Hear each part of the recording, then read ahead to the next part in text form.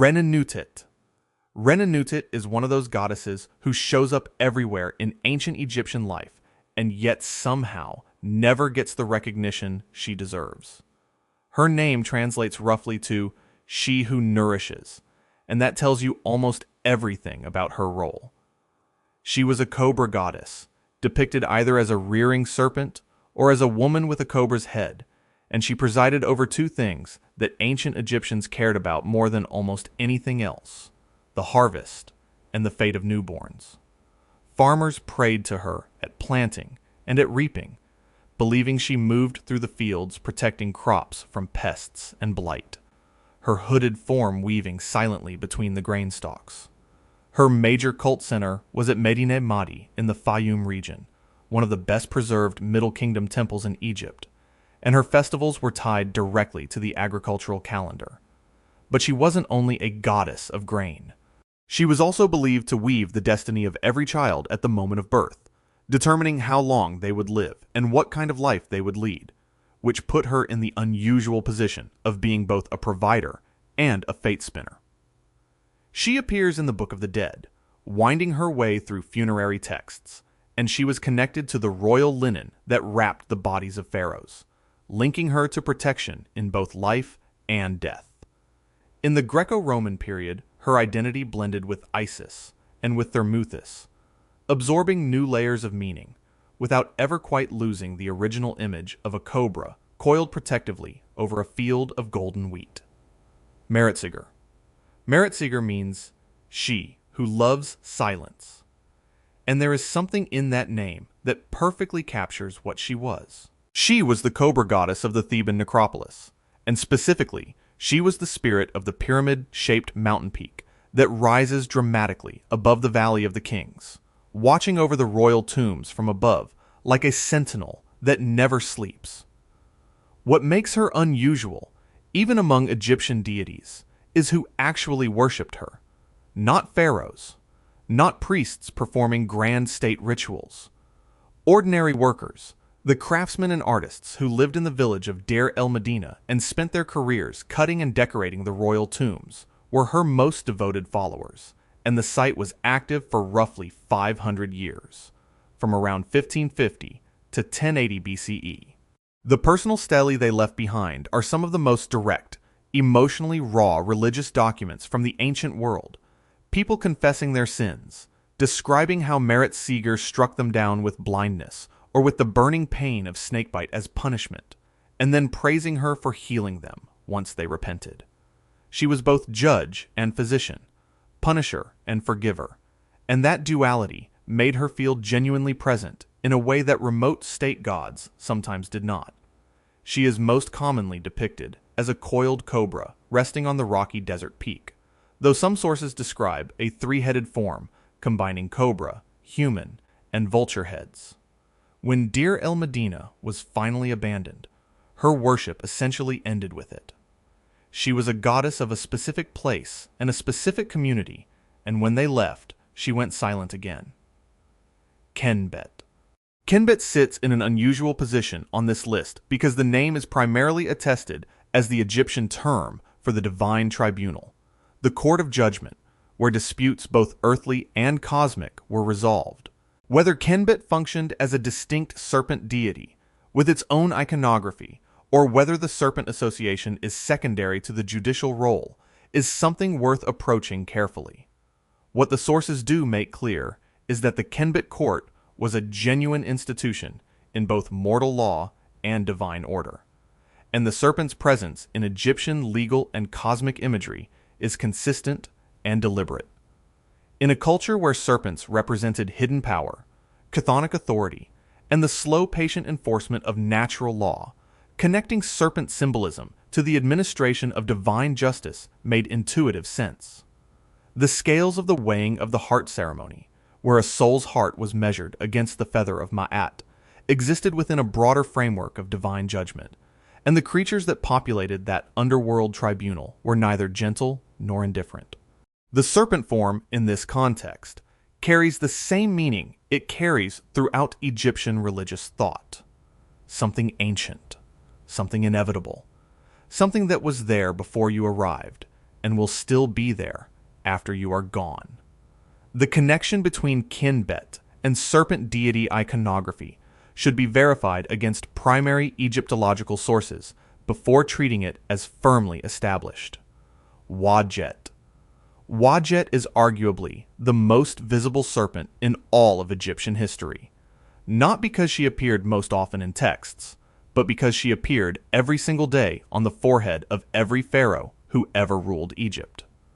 Her name means the green one, a reference to the color of the papyrus marshes of the Nile Delta, where her ancient cult at Buto, known in Egyptian as Wadjet, dates back to at least 3100 BCE, making her one of the oldest continuously worshipped deities in the ancient world. She was the cobra goddess of Lower Egypt, and together with Kenbet, the vulture goddess of Upper Egypt, she formed the Two Ladies, a pairing that symbolized the unity of the entire kingdom. The uraeus, that rearing golden cobra, fixed to the front of the royal crown with its hood flared and its body tense to strike, is her. It was believed to spit fire at anyone who threatened the pharaoh, an invisible weapon mounted directly on the king's brow.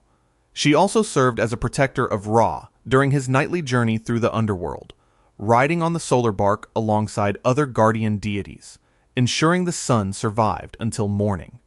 In some depictions, she takes on a lioness head, overlapping with fierce solar goddesses like Sekhmet, and she appears in connection with protecting women in childbirth.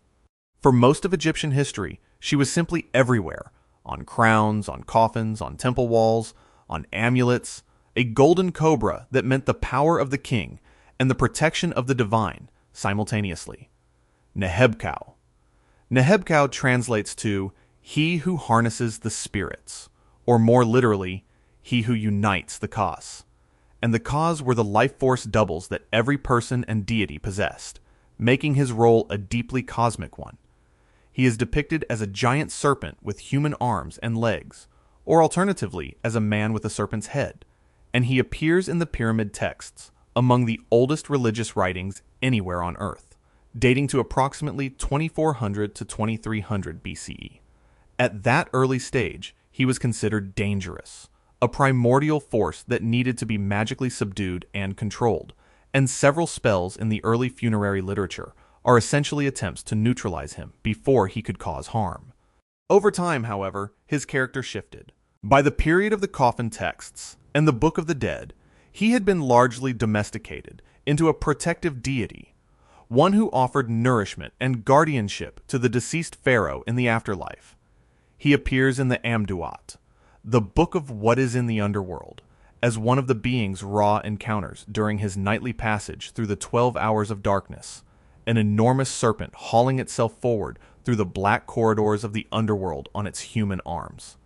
His connection to binding together the two Kas of Ra gave him a specific and irreplaceable function in maintaining divine power, and his transformation from threat to protector mirrors a pattern seen with several Egyptian serpent beings, where raw primordial danger is gradually incorporated into the established order rather than simply destroyed.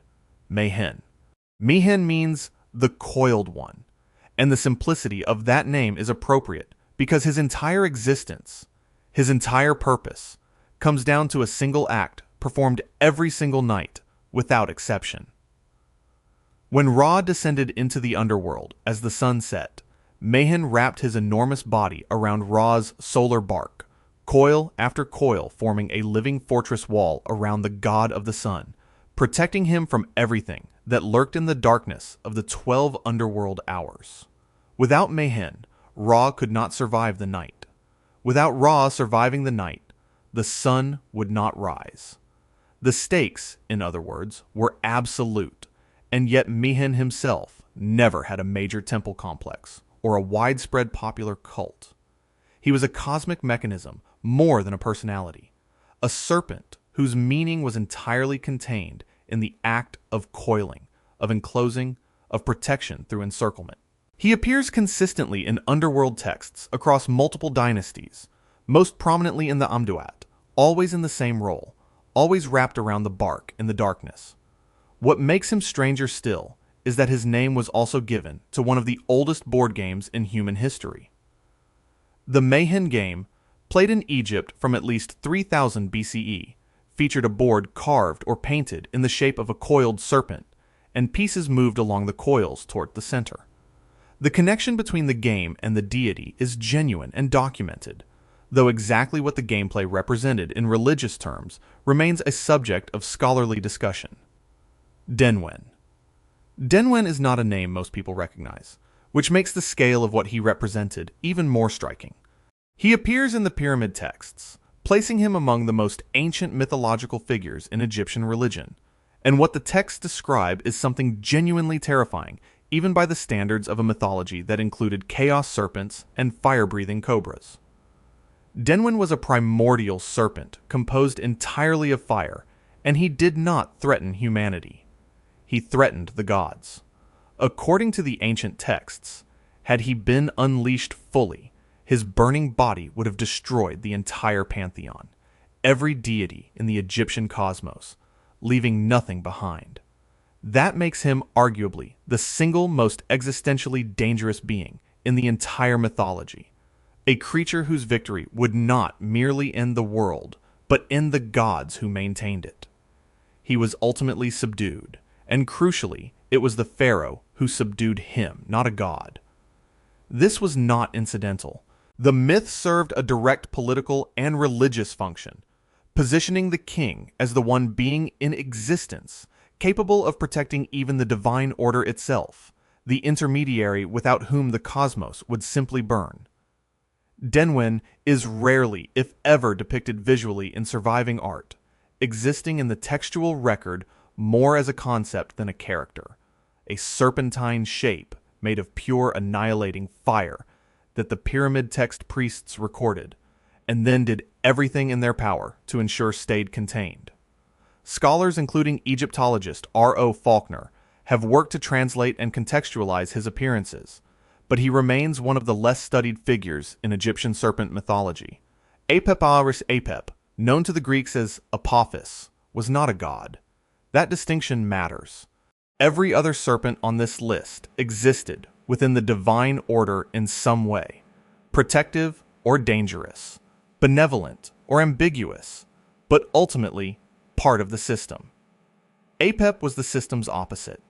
He was chaos itself, non-existence given a body, a darkness so complete and so hostile that he could not be incorporated, could not be reasoned with, could not be assigned a role.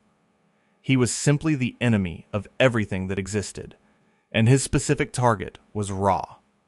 Every single night, without fail, as Ra's solar bark traveled through the 12 hours of the underworld, Apep attacked. And every single night he had to be defeated, not killed, because Apep could not be permanently killed.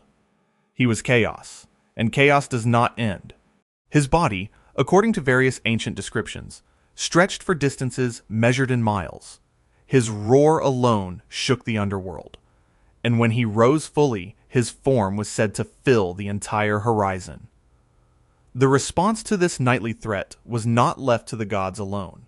Egyptian priests performed daily rituals known as the banishing of Apep, physically burning his effigy, reciting curses against him, and spitting on representations of his form, all designed to magically assist Ra's victory before the sun rose each morning. A dedicated religious text, the Book of Overthrowing Apep, also known as the Book of Apophis and associated with the New Kingdom period, compiled these rituals in detail. Apep had no temples. No offerings were made to him. No one prayed to him. You destroyed his image, and you were grateful every single morning that he had failed again. Even Set, a god of chaos and storm who played the villain in other mythological contexts, served as one of the chief defenders of Ra's bark against Apep, standing at the prow with a spear, because even disorder recognizes something worse than itself. If you want to see more, click the video on screen now.